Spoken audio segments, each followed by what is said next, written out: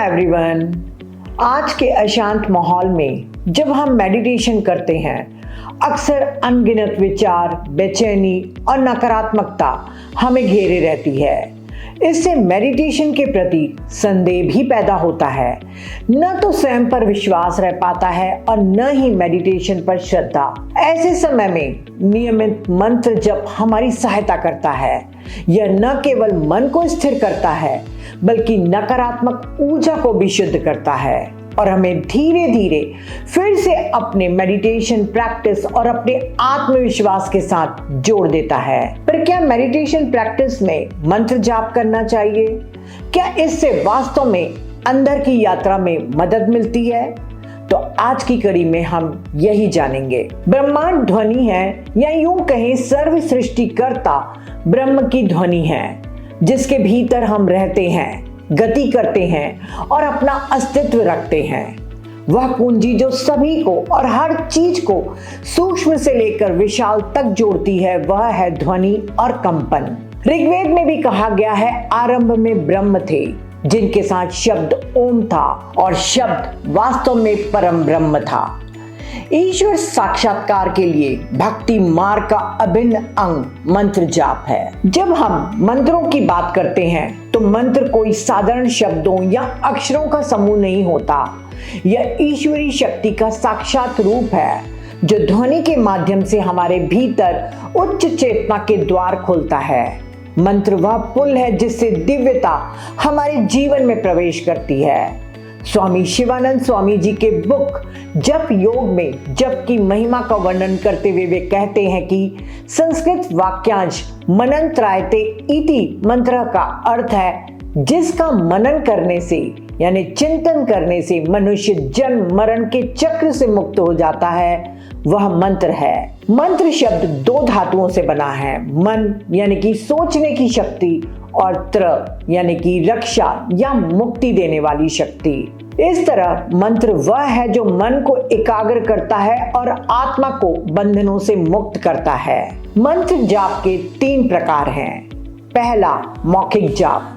मौखिक या ऊंची आवाज में जप को वैखरी जप भी कहते हैं। यह ध्वनि ऊर्जा को सक्रिय करता है। दूसरा, उपांशु जप। धीरे से या गुनगुना कर जप करने को उपांशु जप कहते हैं। तीसरा, मानसिक जप, अर्थात मन में ही मंत्र को दोहराना। यह सबसे शक्तिशाली और गहन तरीका माना जाता है।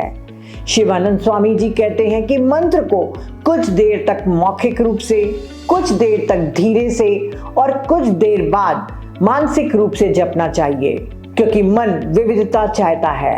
यह किसी भी नीरस अभ्यास से विरक्त हो जाता है। मानसिक जप बहुत शक्तिशाली है।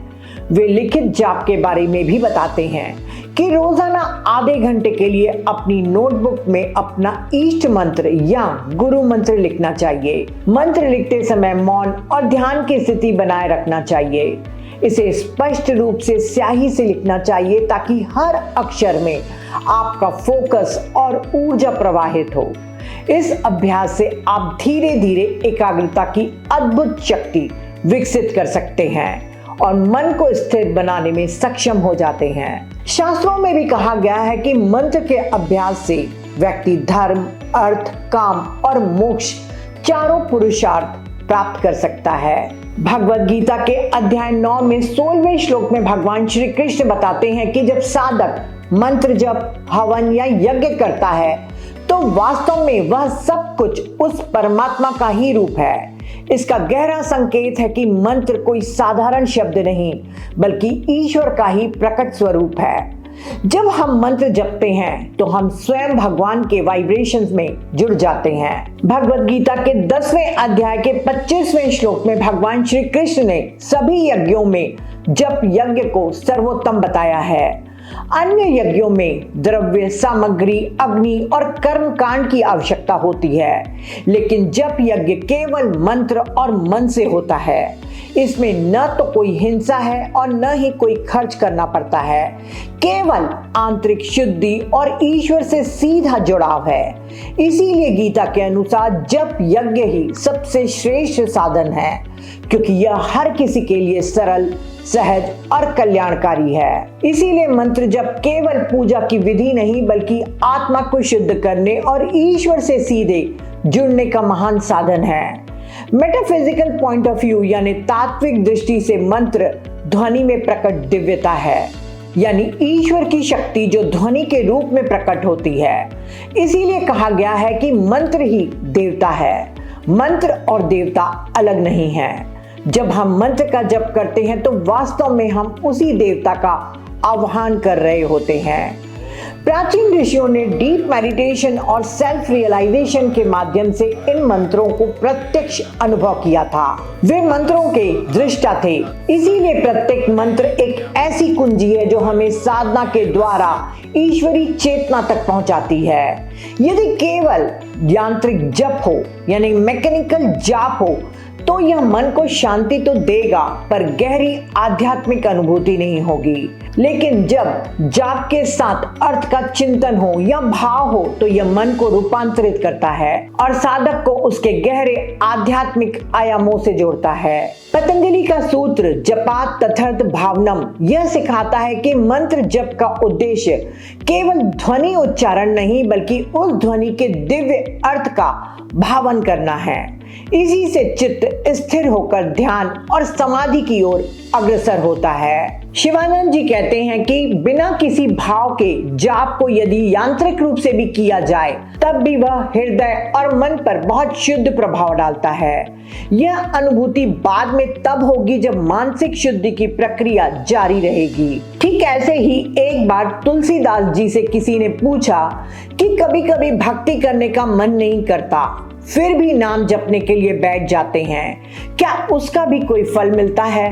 तुलसीदास जी मुस्कुरा कर कहते हैं, तुलसी मेरे राम को रीझ भजो या खींच, भौम पड़ा जामे सभी उल्टा सीधा बीज। अर्थात भूमि में जब बीज बोए जाते हैं तो यह नहीं देखा जाता कि बीज उल्टे पड़े हैं या सीधे, पर फिर भी कालांतर में फसल बन जाती है।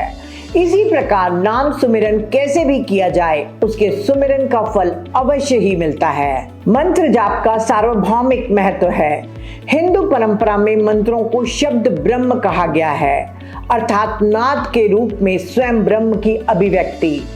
वेदों की ऋचाएं, उपनिषदों के शांति मंत्र और तांत्रिक परंपराओं के बीज मंत्र सभी साधक के भीतर चेतना की कंपन तरंगों को जागृत करते हैं। सिख धर्म में गुरु नानक देव जी ने नाम सिमरन को आध्यात्मिक मार्ग का सार बताया।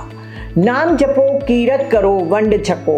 उन्होंने कहा कि नाम जपना आत्मशुद्धि और ईश्वर से एकाकार होने का साधन है। सिख परंपरा में वाहेगुरु का जाप उसी प्रकार की नाद योग साधना है। जैन धर्म में भी जाप का अत्यंत महत्व है। सबसे प्रसिद्ध मंत्र नमोकार मंत्र नमो अहंताम है, जो सभी सिद्ध आत्माओं को नमस्कार के माध्यम से व्यक्ति को अहंकार मुक्ति और शुद्धि की ओर ले जाता है। बौद्ध धर्म में थेरवाद परंपरा में सुत पठन या परिता पाठ अत्यंत महत्वपूर्ण माना गया है, जैसे रतन सुत, मेता सुत, मंगल सुत आदि।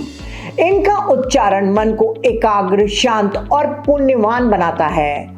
महायान परंपरा में बहुत से मंत्र जाप या धारणी का उपयोग होता है। ओम मनी पैमे होम सबसे प्रचलित मंत्र है। इसे साधक हृदय में करुणा और ज्ञान की जागृति हेतु जपते हैं। वज्रयान यानी तांत्रिक बौद्ध धर्म में मंत्रों को गूढ़ तांत्रिक साधना का अंग माना गया है। हर देवता के साथ विशिष्ट मंत्र, मुद्रा और मंडल जुड़ा होता है। मंत्र यहाँ शक्ति का प्रतीक है, जो साधक के भीतर शून्यता और प्रज्ञा के संयोग को जागृत करता है। सार यही है कि शब्द को साधो तो वही शब्द तुम्हें मौन में पहुंचा देता है। धर्म चाहे कोई भी हो, जाप अंततः मन को एकाग्रता, शुद्धता और ईश्वर के प्रति समर्पण की दिशा में ले जाता है। मंत्र की प्रभावशीलता केवल आस्था पर नहीं, बल्कि ध्वनि और रूप के गूढ़ विज्ञान यानी इजोटेरिक साइंस पर आधारित होती है। प्रत्येक मंत्र विशिष्ट ध्वनियों का संयोजन है और हर ध्वनि एक खास कंपन उत्पन्न करती है। यह कंपन सटल वर्ड्स में एक डिवाइन फॉर्म को जन्म देता है। जब कोई साधक शुद्ध भावना और सही उच्चारण से मंत्र जपता है तो ये ध्वनियां मिलकर ब्रह्मांडीय स्तर पर एक दिव्य आकृति या ऊर्जा रूप बनाती हैं। उसी में उस मंत्र से संबंधित देवता की उपस्थिति प्रकट होती है। जिस प्रकार परमाणु के विघटन से अपार शक्ति प्रकट होती है, उसी प्रकार मंत्रोच्चार से छिपी हुई आध्यात्मिक ऊर्जा जागृत होती है।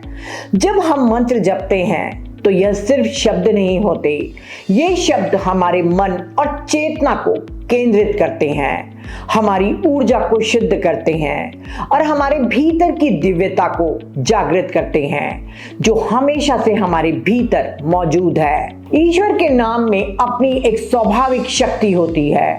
चाहे कोई उसे सही या गलत, जानकर या अनजाने में जपे, वह निश्चित रूप से फल देता है। जैसे अग्नि का स्वभाव जलाना है, वैसे ही ईश्वर के नाम का स्वभाव पापों को नष्ट करना और साधक को ईश्वर से जोड़ देना है। इस शक्ति का प्रभाव साधक की योग्यता पर नहीं बल्कि नाम की अंतर्निहित शक्ति पर निर्भर करता है। नाम की महिमा तर्क से नहीं समझी जा सकती, यह अनुभव का विषय है। जब साधक भक्ति, श्रद्धा और निरंतर जप के साथ नाम का स्मरण करता है, तब वह उसके दिव्य प्रभाव को स्वयं अनुभव करता है। इस प्रकार ईश्वरी नाम बुद्धि से परे परंतु समर्पित हृदय के लिए हमेशा उपलब्ध है। साधक जब जाप करता है तब बाधाएं भी आना स्वाभाविक है, क्योंकि मन नवीनता चाहता है। चंचल मन जो एक ही नाम या मंत्र से ऊब जाता है, तब वह आलस्य और तंद्रा की ओर ले जाता है। कई बार मंत्र जाप यांत्रिक हो जाता है। कई साधकों में संकल्प का अभाव होता है। वह एक दिन तो करता है पर कई दिन छोड़ देता है। शोरगुल, नकारात्मक संगति या अशांत वातावरण में जाप करने से मन स्थिर नहीं रहता और मन में कभी कभी शंका भी आती है कि क्या मंत्र से सचमुच फल मिलेगा। इससे अधीरता आती है और इच्छित परिणाम न मिलने पर साधक हतोत्साहित हो जाता है और कुछ लोग इसे छोड़ भी देते हैं। पर इसका उपाय यही है कि यह समझना चाहिए कि जाप एक धीमी प्रक्रिया है। यह मन को शुद्ध करता है और कर्म बीज नष्ट करता है, पर परिणाम धीरे धीरे दिखाई देंगे। साधक का संकल्प दृढ़ होना चाहिए। उसे नियमित रूप से निश्चित समय पर शांत वातावरण में करना चाहिए और जब नींद आए तो चेहरे को ठंडे पानी से धो लेना चाहिए या फिर जोर जोर से मंत्रों का उच्चारण करना चाहिए। पूरी सजगता ऊब और नींद को दूर रखती है। मंत्र जाप के अनेकों लाभ हैं, पर उनमें से कुछ मुख्य इस प्रकार हैं। पहला, ऑरा प्रोटेक्शन। निरंतर मंत्र जाप से साधक के चारों ओर एक ऊर्जा कवच बनता है जो नकारात्मक शक्तियों से रक्षा करता है और एस्ट्रल बॉडी को सुदृढ़ करता है। इससे मेडिटेशन, स्वप्न या समाधि जैसे आंतरिक यात्राओं में सुरक्षित रखता है। दूसरा, हीलिंग। मंत्र जाप हीलिंग इसलिए करता है क्योंकि मंत्र केवल शब्द नहीं, ईश्वर की डिवाइन वाइब्रेशन है। इससे शरीर, मन और प्राण में संतुलन आता है।